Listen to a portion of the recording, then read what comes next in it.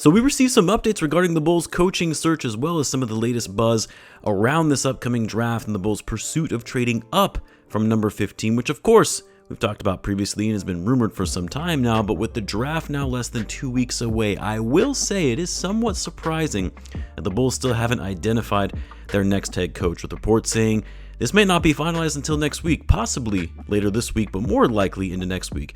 Joe Cowley did say they will have a coach in place by the draft. All of that said, what we did learn, as first reported by Casey Johnson, is that the Bulls have narrowed it down to a list of 4 finalists, the 4 being the Timberwolves lead assistant Micah Nori, Hawks lead assistant Ryan Schmidt, the Blazers interim head coach Tiago Splitter, and believe it or not, the Bulls' own lead assistant, formerly under Billy Donovan, and Wes Unseld Jr. A bit surprising, as I think a lot of us had assumed Chris Quinn was going to be one of the top candidates. It had been reported previously that he was one of the finalists with Sean Sweeney before he took the job with the Orlando Magic, but in any event, those are the 4 guys the Bulls are narrowing in on after a wide search that included over 12 candidates that they brought in for interviews, whether in person or over the phone. But let's dive into what this means a little more deeply, and then I'll also briefly touch on some of the reports that the Bulls are looking to trade up from number 15. So what's going on, everyone? You're listening to Bulls Central here. Hope you're all doing well.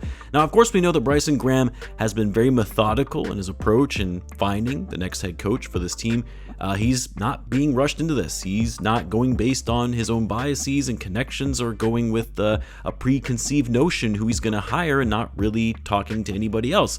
They took a look at guys like Jerry Stackhouse, Sean Sweeney, BYU's head coach Kevin Young, Johnny Bryant from the Cavs, the associate head coach there, Dave Bliss, Chris Quinn. So they really have done a thorough search in this process, which I very much appreciate, because all of the Bulls' recent head coaches, dating all the way back to Fred Hoiberg, have all seemed to be the type of situation where they have a guy in mind and they solely focus on getting him hired. Yes, that was even the case for Billy Donovan as well.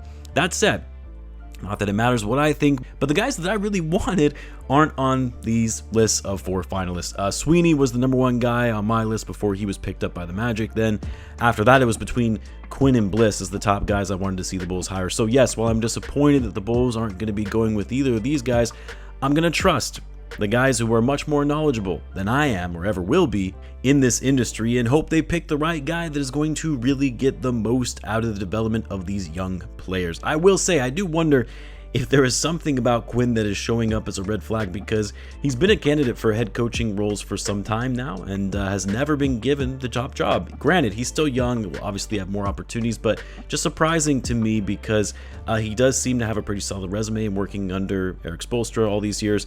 We'll probably never know, and who knows, maybe he wanted to stay with the Heat as a potential replacement for Spo one day. But anyway, among these candidates, one guy that we really haven't talked about much is Ryan Schmidt. Schmidt, of course, has ties to Graham and that they both work for the Hawks. Schmidt has been the Hawks assistant coach under Quinn Snyder since 2023. We know that Graham and Snyder had a really close relationship when they worked together last year. Schmidt's coaching experience is somewhat limited compared to these other guys. He was a head coach in the G League for 1 season before coming over to Atlanta, and then was an assistant G League coach for the Raptors G League affiliate for 4 years. But evidently, he is regarded as a great player development coach, according to Joe Cowley, which we know Graham is valuing highly when it comes to this job.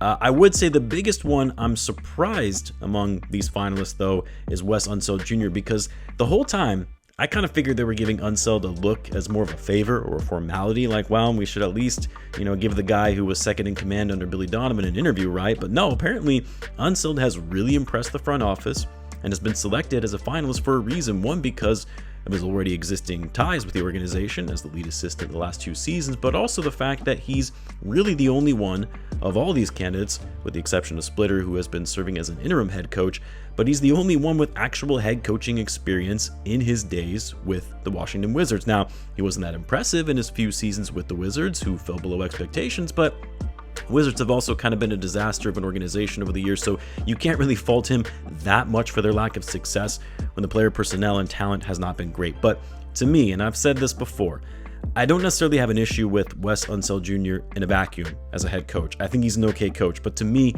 I don't want any remnants of the prior organization, the prior regime. The Bulls need a complete reset from the top on down. We need this season to be a fresh start with a new group, new coaching staff, a new front office, new culture, all of it, which, as I know, is kind of unfair to Wes Unseld, but I think it's the best for the organization, for the future of this organization, to go down that route of completely starting over from top to bottom. Now, I've talked about Micah Nori and Thiago Splitter previously. I would be okay with either of these guys. Splitter actually did a great job with that young Blazers team that was a mess before he took over. I mean, Billups getting arrested into an illegal gambling ring was a really bad look for the Blazers as an organization and could have really turned into their season being a disaster. But Splitter came in, got the most out of his young guys while also utilizing the veterans on the team to help maximize the roster and get them to the playoffs for the first time in a long time, which thank God for that, as it resulted in another first-round pick in a stacked draft class for the Bulls. Former NBA player, played with a winning organization for most of his career in the Spurs under Greg Popovich, won an NBA championship with them. I think my only qualm about Splitter is he doesn't have that much experience in coaching. He really started his coaching career in 2019 as a player development coach for the Nets before he was eventually hired as an assistant to the Rockets in 2023 under Ime Udoka, before then getting hired by the Blazers just this past summer as an assistant before he was quickly named as the interim head coach after the season had just gotten underway. But either way, if he's able to replicate what he was able to do with a young roster in the Blazers and get them to buy into his system and establish an identity for that young team, I'm all for it. And then for Micah Nori, I mean, he's probably my preferred guy among these four. While he's older than the rest and he doesn't have any head coaching experience, his resume is very impressive. He's very well respected across the league. He's known for his ability to connect and establish strong relationships with his players. He's been coaching in the NBA since 2009 as an assistant for various teams, including the Raptors, Kings, Nuggets, Pistons, and of course currently with the Timberwolves, where he's served as the lead assistant under Chris Finch since 2021.